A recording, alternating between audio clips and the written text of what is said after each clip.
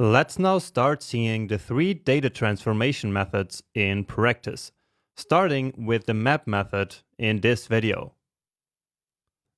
And as we just learned, the map method is yet another way that we can use to loop over arrays.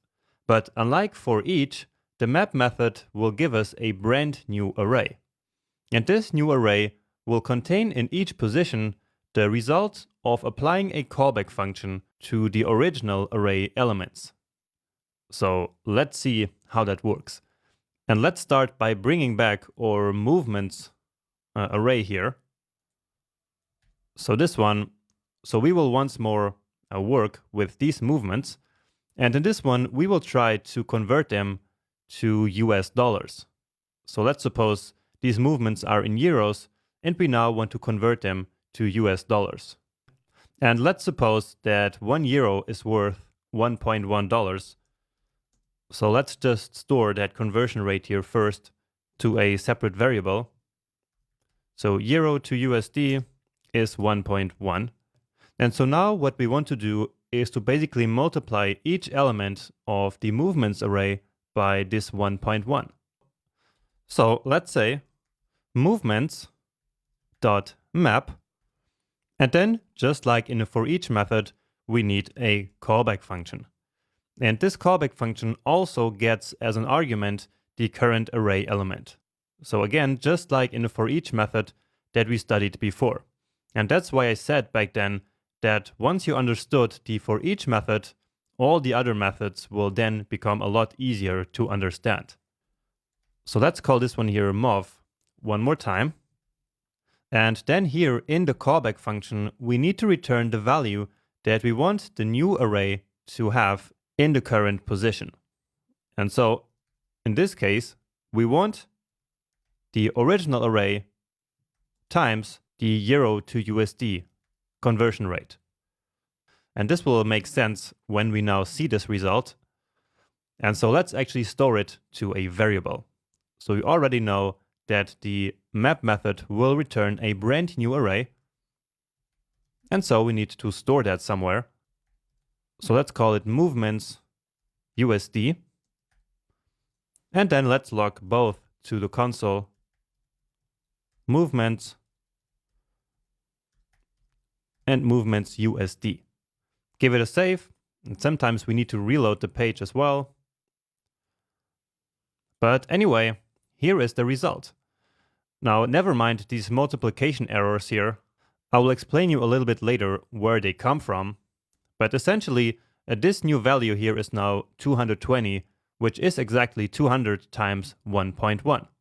And so indeed, we ended up with a new array containing all the movements, but converted from euros to US dollars.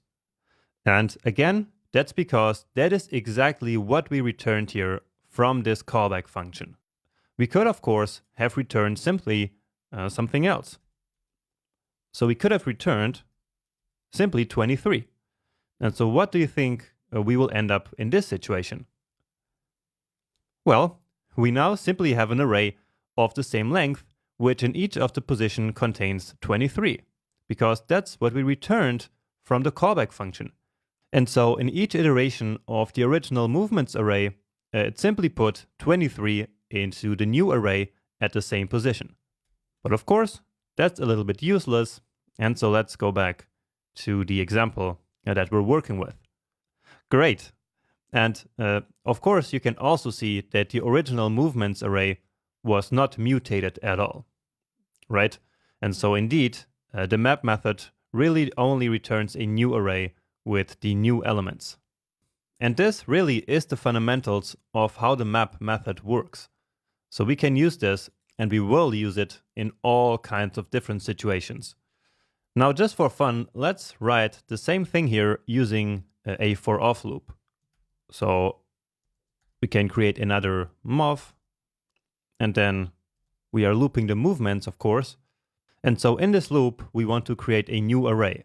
And so in this case, actually, we first need to create that new array. So let's call it again movements USD, but then for. So here we first need to define that empty array. And then as we loop over movements, we keep pushing a value to the new movements USD for array. So push and the current element times euros to USD. Let's log that as well, and it should look exactly the same. And in fact, it does. And so, yeah, we could have written this here, and it doesn't look too bad either, but it's a completely different philosophy. So here, in the map method, we use a function to solve this problem of creating a new array. While here, we simply loop over one array and then manually create a new one. So these are completely different philosophies, or we can also say paradigms. So this here is more in line with functional programming, which is something that I have mentioned a couple of times in this course, and we will talk about it later in greater detail. And in modern JavaScript, there's definitely a push going on in the direction of functional programming, so of a more functional language, and therefore in modern JavaScript, this here is the way to go. So using methods together with callback functions like this is the new and modern way of doing stuff. All right, but now let's actually make our callback function here look a little bit cleaner. So this callback function, we can simplify it greatly. So do you remember arrow functions? We could perfectly use an arrow function here and simplify this here into just one line of code. So here is my challenge for you. Do you think that you can do that yourself? So basically replacing this callback with an arrow function. Take a minute and see if you can do that for yourself, and I'll see you back here in a second. So let's just copy this and then replace this by parts. So first we can remove the function keyword and then replace it with an arrow. Then we can also remove these parentheses here because there's only one argument.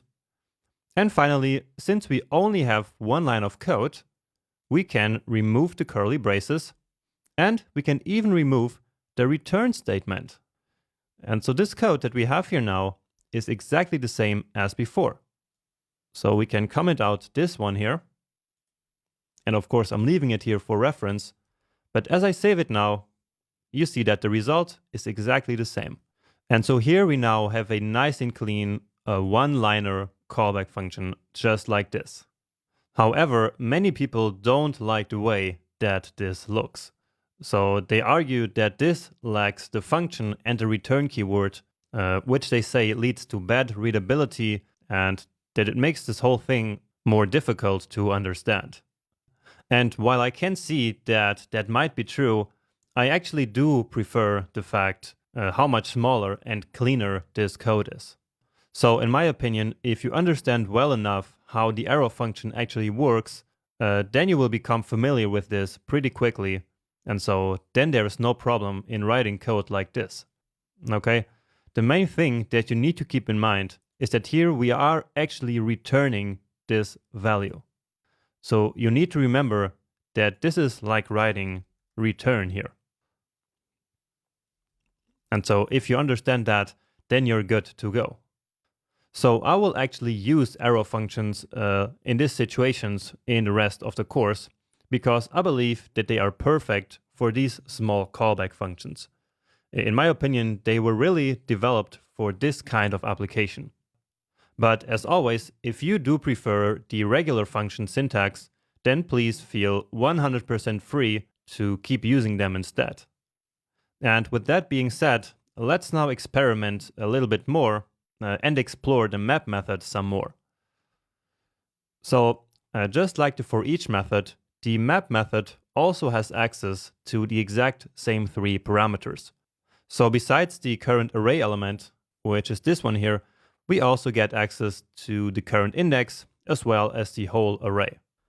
So let's now use the map method to loop again over the movements array, but this time we're going to create a string similar to the ones that we printed to the console earlier using for each. So let me actually get that logic. And so it's this one here.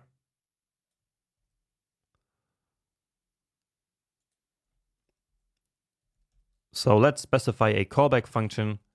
And indeed, now I will actually use an arrow function. And so, as I said, we get access to the current element, but also to the index and to the entire array. This time we do need a block, at least for now. And then here we have our logic. Now, in this case, we will not log something to the console.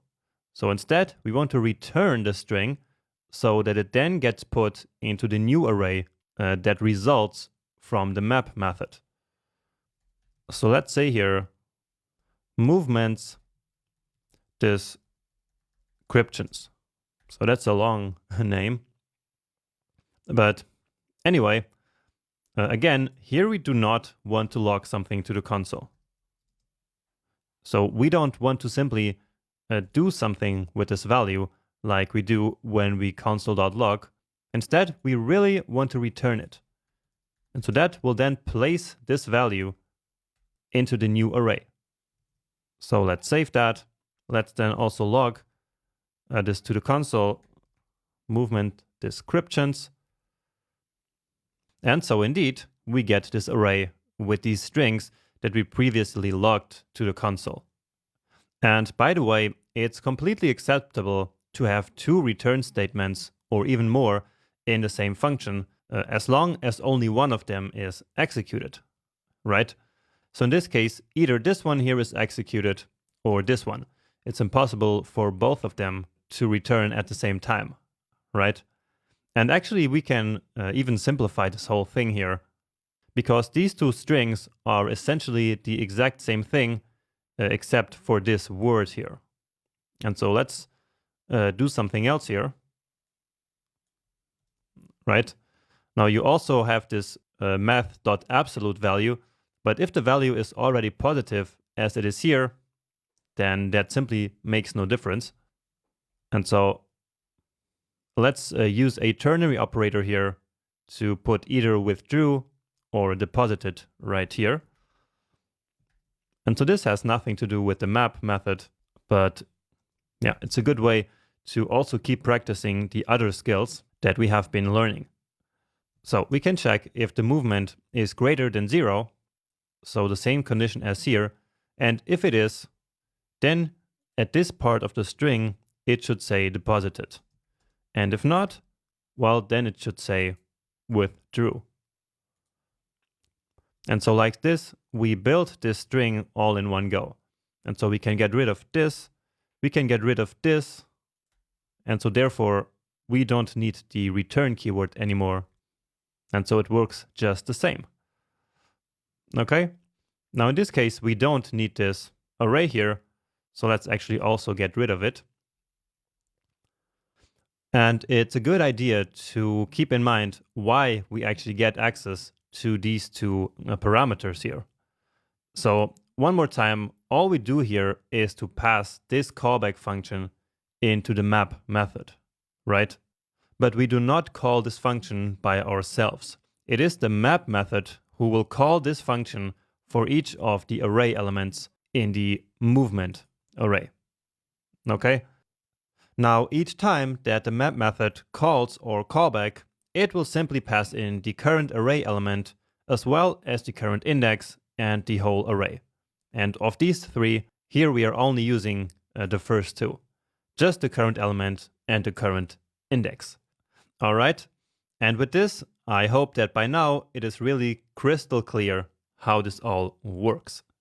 Now you could say that what we did here with this map method is essentially the same as what we did with the for each method. But in fact, there is a big difference between these two approaches. So before, we printed each line individually to the console as we were looping over the array. So in each of the iterations, we performed some action that was then visible in the console. And we can call this a side effect. So the for each method creates side effects. But now, here with this map method, all we did was to return each of the strings from the callback, And so basically they got added into a new array. And then finally, we logged that entire array to the console and not the elements one by one. And so here, in this map method, we did not create a side effect in each of the iteration. All we did was to build a brand new array. And this idea of side effects will become important again as we talk more about functional programming. Great, and this is how the map method works. In the next video, we will see a more practical application of it in the context of our Bankist application.